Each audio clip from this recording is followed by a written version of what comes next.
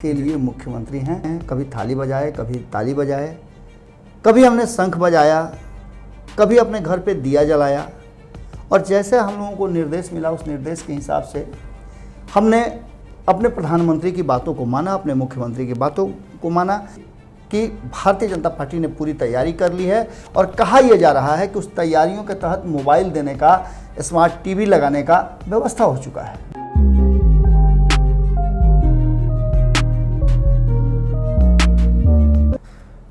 भारत की वास्तविक स्थिति का सजीव चित्रण करने वाले चैनल भारत लाइव पर मैं सुमन आपका स्वागत करता हूं।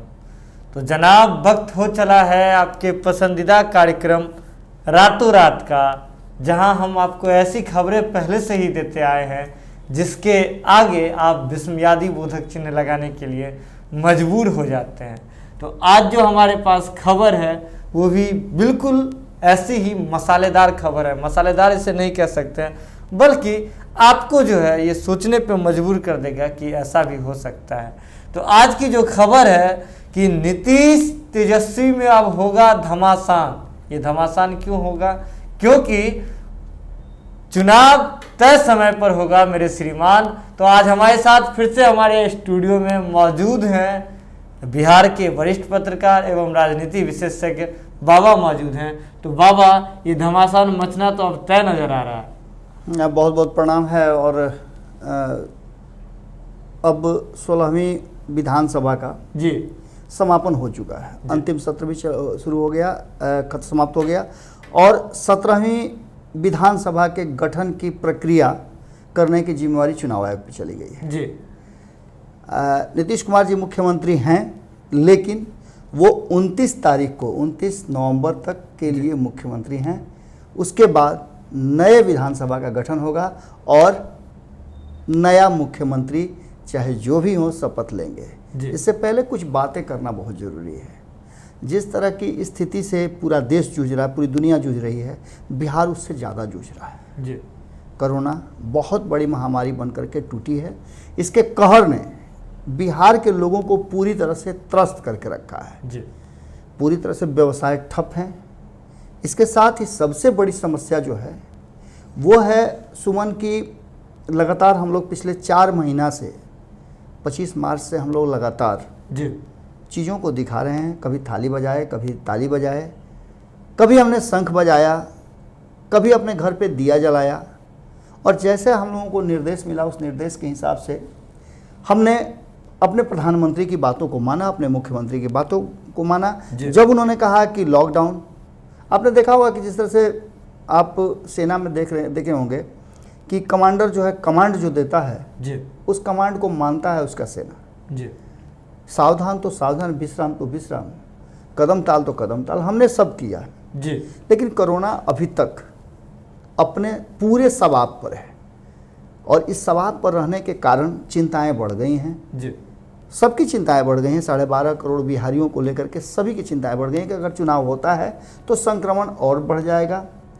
चुनाव कैसे होगा, चुनाव प्रचार कैसे होगा, राजनीतिक दल अपनी बातें कैसे रखेंगे, बहुत सारे प्रसंग और बहुत सारी बातें सामने आती हैं। इसको लेकर के आपको याद होगा हमने ही उस खबर को ब्रेक किया था कि दिल्ली में 9 दलों ने बैठ करके जी एक बैठक किया था और बैठक करके चुनाव आयोग को एक ज्ञापन दिया था।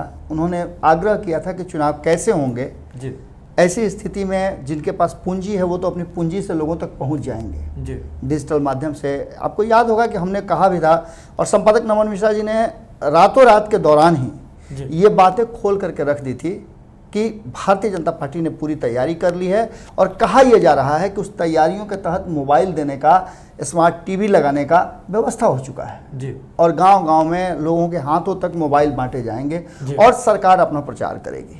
उनके पीछे पीछे कहीं ना कहीं जदयू भी चल पड़ी थी।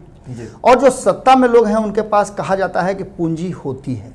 अब क्यों कहा जाता है ये तो हम भी नहीं कह सकते हैं, लेकिन विपक्ष का कहना है कि उन लोगों के पास पूंजी होती है और चुनाव आयोग को इस बातों पर गहन विचार विमर्श के लिए मजबूर भी होना पड़ा और अपने एक टीम को भी भेज करके उन्होंने सर्वे कराया था। ये भी बातें अब लगभग क्लियर हो गई। एक बार फिर से जो 31 जुलाई तक का डेडलाइन दिया था चुनाव आयोग ने, उस डेडलाइन को आगे बढ़ा दिया है। अब 11 अगस्त तक का डेडलाइन है। इसका मतलब यह है कि चुनाव आयोग पूरी तरह से संतुष्ट हो चुका है। अंतिम बार उसने राजनीतिक दलों को एक मौका दिया है कि आप अपनी बात रख सकते हैं। आपको चुनाव में क्या कुछ बदलाव नजर आ रहा है, क्या होना चाहिए, किस तरह से आप अपने विचार रखते हैं, उसे रखने का अंतिम समय दे दिया। इसका मतलब है कि चुनाव अपने नियत समय पर ही होंगे जी। इस बात का आप जब बात कर रहे थे राजनीतिक दल के कई नेताओं से, आप देख सकते हैं भारत लाइव पे कि उन लोगों का कहना यही है कि चुनाव तो अपने नियत समय पर ही होंगे। ये संवैधानिक प्रक्रिया है और इस प्रक्रिया को नहीं टाला जा सकता जी। कोरोना नहीं टल सकता है, बाढ़ नहीं टल सकता है, सुखाड़ नहीं टल सकता है, राम मंदिर नहीं टल सकता है। राम मंदिर की बात आई तो कहा यहाँ तक जा रहा है, हालांकि राम मंदिर भी एक कानूनी प्रक्रिया के तहत वहाँ राम मंदिर बनाने की बातें अब सामने आई हैं। उसका शिलान्यास भी जब आप देख रहे होंगे उस बीच में वहाँ की तैयारियां जबरदस्त ढंग से चल रही होंगी।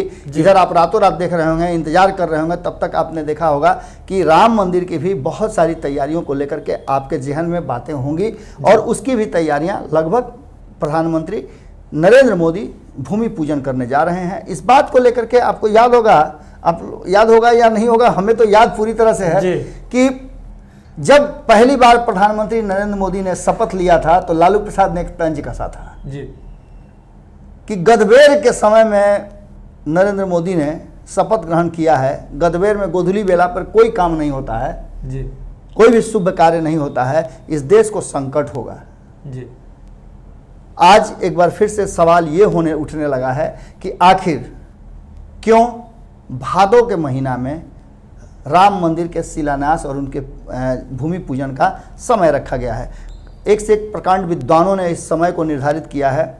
कई लोग इस पर सवाल भी खड़े कर रहे हैं। इन सब के बीच में जो स्थितियां हैं उस स्थिति को लेकर के कहीं ना कहीं सवाल ये भी खड़े हो रहे हैं, विपक्षी ये भी कह रहे हैं कि कहीं ना कहीं बिहार में जो चुनाव है उस चुनाव के मद्देनज़र कहीं भारतीय जनता पार्टी और नीतीश कुमार मिलीजुली तरीके से उस पर हामी भर दिए हैं और इसीलिए जल्दबाजी में कराया जा रहा है कि लोगों को ये बात दिखाई जा सके और बताई जा सके कि हमने ये काम किया। आपको याद होगा कि इसको लेकर के नीतीश कुमार जी लगातार कई बातें कहते हैं। जो बातें जो अंतिम सत्र के दिन सामने आई, आप तो कवर कर ही रहे थे, आप तो बाहर भीतर सब जगह से कवर कर रहे थे। कवर करने के दौरान भी आपने कई बातों को रखा था जी। और नेताओं ने भी बहुत सारी बातें रखी हैं। आज भी जो हम ये देख रहे हैं रातों रात, इससे पहले आप अगर कल के एपिसोड को देखें तो भारतीय जनता पार्टी के नेता कहीं ना कहीं सच्चिदानंद राय की बातों से बहुत सारी बातें और साफ होती हैं जी। उन्होंने साफ तौर पे कहा है कि चुनाव नियत समय पर होंगे, लेकिन जी 29 तारीख तक का डेडलाइन है। अगर 29 नवंबर तक चुनाव की प्रक्रिया पूरी नहीं हो जाती है, रिजल्ट फाइनल नहीं हो जाता है, तो उसके बाद बिहार में कुछ भी हो सकता है। हालांकि आसान नहीं है। क्या कुछ कहा हम आपसे जानना चाहेंगे जी। बिल्कुल, मैं बता दूं बाबा कि कल जब हम सच्चिदानंद राय जी जो हैं, जो MLC हैं, जो बीजेपी के खेमे से हैं, उनसे जब हमारी बातचीत हो रही थी तो उन्होंने तो साफ लफ्जों में कुछ नहीं कहा, लेकिन अपनी बातों में उन्होंने बहुत बड़ा जो है एक इशारा कर दिया, बहुत बड़ा जो एक मैदान सामने ला करके रख दिया। उनकी बातों से ये प्रतीत हुआ, उन्होंने कहा कि बिहार विधानसभा जो चुनाव है उसको करवाना तो अति आवश्यक है। इसलिए मैंने इनसे कारण पूछा जो कोरोना काल में, लेकिन ये सारा जो है इसका अरेंजमेंट का ठिकाना उन्होंने चुनाव आयोग में फेंक दिया। सुमन, सीधी सी बात है कि जो वही बातें सच्चिदानंद राय भी कर रहे हैं जो पिछले हम कई दिनों से इस बात को कह रहे हैं। हमने भी भारत लाइव के इसी चैनल से कई बार हमने ये बातें कही है कि जिस तरह से नीतीश कुमार अड़े हुए हैं कि किसी भी कीमत में राष्ट्रपति शासन नहीं लागे, राष्ट्रपति शासन लगाना आसान भी नहीं है, और दूसरी तरफ अगर राष्ट्रपति शासन लग जाता है तो नीतीश कुमार के शक्ति में कहीं ना कहीं क्षय होगा जी, और नीतीश कुमार कभी नहीं चाहेंगे जी। अब इसके बाद एक और भी महत्वपूर्ण बात है कि जहां एक तरफ दावे होने लगे हैं जी, वहीं एक चीज तो पक्का नजर आ गया है। आज जो मुकेश सहनी ने जी जिस तरह से आपसे बात किया था जी, वो बातें हम देख रहे थे जब हम रातों रात कर रहे थे। उससे पहले हमने देखा कि मुकेश सहनी कितना उत्साहित थे जी ये उत्साह आखिर कहाँ से आया? तो ये उत्साह आया अंतिम दिन जो सत्र था, और उस सत्र में जिस तरह से तेजस्वी यादव गरजे जी, सारे सत्ता में बैठे लोगों के लिए उन्होंने एकदम से रास्ता, हर दरवाजा बंद कर दिया और भीतर से सिकड़ी लगा करके, सांकल लगा करके, और उन्होंने जिस तरह से सबको चैलेंज किया कि आइए अब हम अकेले मैदान में हैं, आप इस चक्रव्यूह को तोड़ दीजिए, ये कहीं ना कहीं विपक्ष और महागठबंधन के नेताओं के लिए एक बड़ा ही रामबाण साबित हुआ है। एक तरफ राम मंदिर को लेकर के जब चुनाव में उतरेंगी भारतीय जनता पार्टी के, हमने राम मंदिर बनाया, नीतीश कुमार जी ये कहें कि देखिए भारतीय जनता पार्टी के साथ रह करके भी हमने कानून का पालन किया, हमने सीधे तौर पे राम मंदिर नहीं कहा, जबकि अब आप लगातार देख रहे हैं कि जदयू के नेता राम मंदिर बनने को लेकर के काफी उत्साहित है, हम भी उत्साहित हैं। जो फैक्ट है वो होना चाहिए। हम भी इस बात से एकदम खुश हैं कि हाँ, जहां राम मंदिर हो वहां राम मंदिर हो, जहां मस्जिद हो वहां मस्जिद हो, जहां गुरुद्वारा हो वहां गुरुद्वारा हो, ये सारी चीजें हो और सब सौहार्दपूर्ण वातावरण। जी बिल्कुल, इसमें कोई दो राय नहीं है। लेकिन इन सब चीजों को राजनीति का हिस्सा नहीं बनाना चाहिए। जिस तरह से नीतीश कुमार जी ने कहा कि सदन में बैठ करके हम बातें बहुत कर लेते हैं, लेकिन कोरोना के लेकर के कोई राजनीति नहीं हो और विपक्ष और सत्ता एक साथ आकर के मिले। हम चाहेंगे, आप सबको आमंत्रित करते हैं कि आइए इस संकट की घड़ी में हम लोग साथ मिलकर के बिहार के लोगों की सेवा करें। लेकिन मुकेश सहनी ने जो बातें कही कि नीतीश कुमार के लिए अब सदन पराया हो गया है, पहले ही सदन के अंतिम मतलब सत्र में एक तरफ उनको कोरोना महामाया ने उनको सदन से बाहर खदेड़ दिया, उन्हें जाकर के ज्ञान भवन में सदन की कार्रवाई करनी पड़ी, एक दिन का सदन हुआ। अब वहां से भी वो इस लायक भी नहीं रहेंगे कि वो सदन में पहुंचे। आप समझ सकते हैं, बात बहुत बड़ी उन्होंने कही है। लेकिन कहीं ना कहीं एक बात तो ये पक्का नजर आ रहा है सुमन, कि अब लड़ाई जो है वो दो धुरी पर आकर टिक गई है। कि तीसरा मोर्चा भी लगातार कोशिश में लगा हुआ है, सुशांत सिंह राजपूत को लेकर के उनके नाम पर फिल्म सिटी बना रहा है। ये सब बातें हो रही हैं, लेकिन सबसे बड़ी बात जो हो रही है वो ये है कि मुकेश सहनी ने एक बात तो क्लियर कर दिया, माधव आनंद ने इस बात को वो और भी पहले क्लियर कर दिया था। आज से 4 दिन पहले मुझे याद है कि उन्होंने कहा था कि तेजस्वी यादव में जो स्पार्क है, जो युवा टीम लेकर के बना करके वो चल रहे हैं, महागठबंधन की जो ये युवा टीम है, वो युवा टीम एक नए बिहार का निर्माण करेगी और हम उसके लिए पूरा खाका और डाटा दोनों तैयार कर चुके हैं। हमें ज्यादा वक्त नहीं चाहिए, 60 महीने का वक्त चाहिए, और इस 60 महीने में हम मात्र 12 महीने में वो करके दिखाएंगे जो अब तक 15 साल में नीतीश कुमार नहीं किए हैं। सब कुछ संसाधन मुहैया है बिहार में, सिर्फ उसको एग्जीक्यूट करने की जरूरत है और हम करके दिखाएंगे।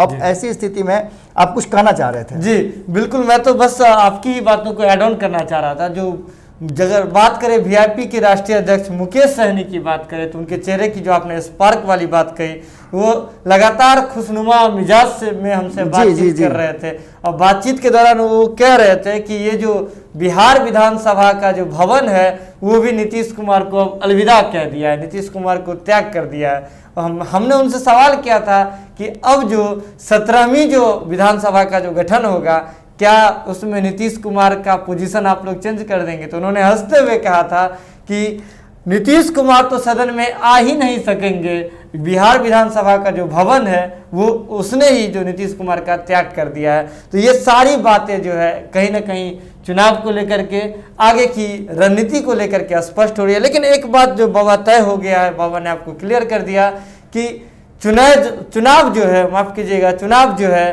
तय समय पर ही तय माना जा रहा है, और इसको लेकर के जो चुनाव आयोग है वो भी तैयारी शुरू कर दी है। और कहीं ना कहीं अगर राम मंदिर की बात करें या किसी की भी बात करें, तो हो सकता है कि ये चुनाव की ही एक रणनीति का हिस्सा हो। तो खबरों का सिलसिला जो है लगातार भारत लाइव पे जारी है। बिना मिलावट के खबरों के लिए लगातार देखते रहिए भारत लाइव, और यूं ही अपना प्यार देते रहिए। तब तक के लिए नमस्कार।